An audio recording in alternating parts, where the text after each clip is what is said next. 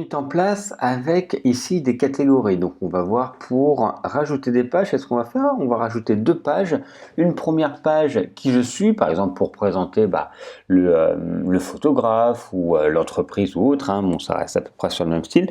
Et une page contact, on va utiliser un plugin que l'on va télécharger pour faire une page de contact. Allez, on retourne dans le tableau de bord. Cette fois, on ne va plus dans article, mais on va dans page. Je clique sur toutes les pages. Vous devez en avoir une par défaut qui est proposée, donc vous aurez un petit carré comme ça, vous pouvez cliquer dessus et la supprimer. Voilà, comme ça vous évitera de la voir. Je fais ajouter. Et là, en fait, la constitution va être quasiment pareille que pour un article. L'interface va être le même, sauf que c'est une page, donc il va y avoir quelques variantes. Allez, je veux par exemple qui je suis, ou votre nom, ou peu importe, hein, vous mettrez ce que vous voulez. Ici, je vais rajouter une photo par exemple, et je vais rajouter du texte. Alors, si on regarde, en fait, je voudrais la photo de gauche. Donc dans les mises en forme, dans les pages, ici il y a média plus texte. Donc en fait ça me permet de mettre une photo et du texte. Je clique, je fais télécharger la photo. Donc je vais télécharger la photo. Elle va apparaître ici normalement. Et je vais pouvoir rajouter du texte juste là. Alors, je vais rajouter du texte. Alors, faux texte, j'avais fermé. Hop, peu importe, allez, quelques lignes, 20 mots. Ça suffit, allez, un peu plus, 30 mots on va mettre. Voilà. Je retourne ici. Ça l'a pas voilà. Ça l'a téléchargé. Je vais pouvoir ici sur le petit point bleu, vous voyez, réduire, parce que bon, moi je trouve ça beaucoup trop gros. Et je vais pouvoir cliquer ici et faire deux choses. Alors moi, je vais pouvoir commencer à faire le texte et je peux également rentrer, par exemple, Romain Duclos.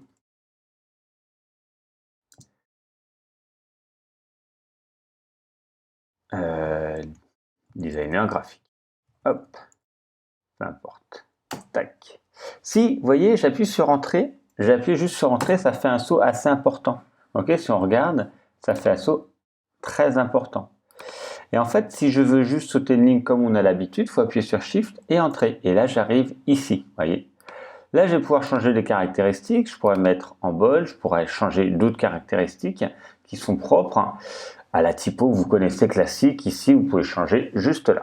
Je vous rappelle que quand on clique là dans la zone blanche, on va arriver sur la possibilité de modifier ici des caractéristiques propres de la page. On est en train de faire une page.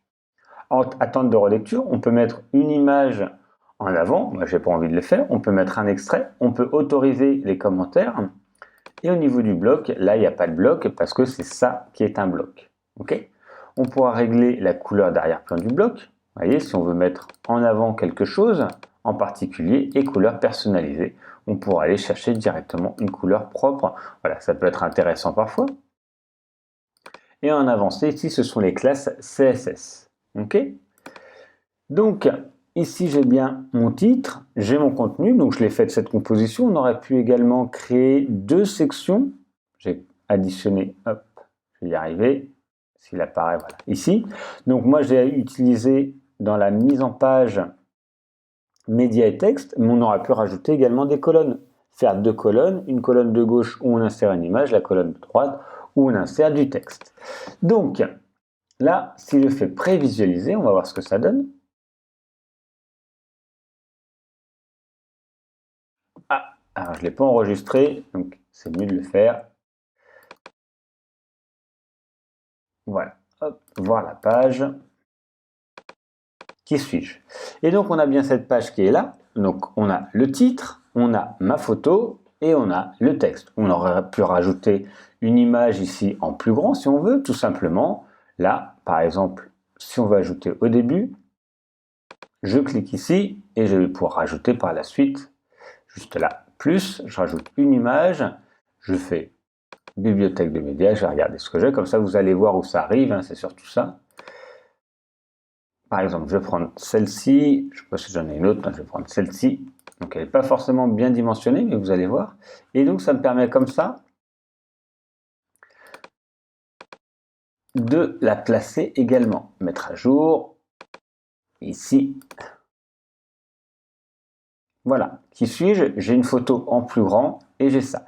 Si vous voulez la photo ici, en fait, au-dessus de qui suis-je? Ce qui se passe en fait, c'est que par défaut, ça c'est le titre de la page. C'est pas un titre que j'ai donné à finalement mon article, c'est vraiment le titre de ma page, il sera forcément tout au-dessus. Mais moi je me dis, j'aimerais bien avoir ça en système bannière. Donc là, elle n'est pas forcément bon format, mais d'une bannière. Donc tout simplement, ce qu'il faudra faire, c'est supprimer ici. Vous voyez, je vais faire sélectionner, mettre à jour, comme ça vous allez voir ce que ça fait.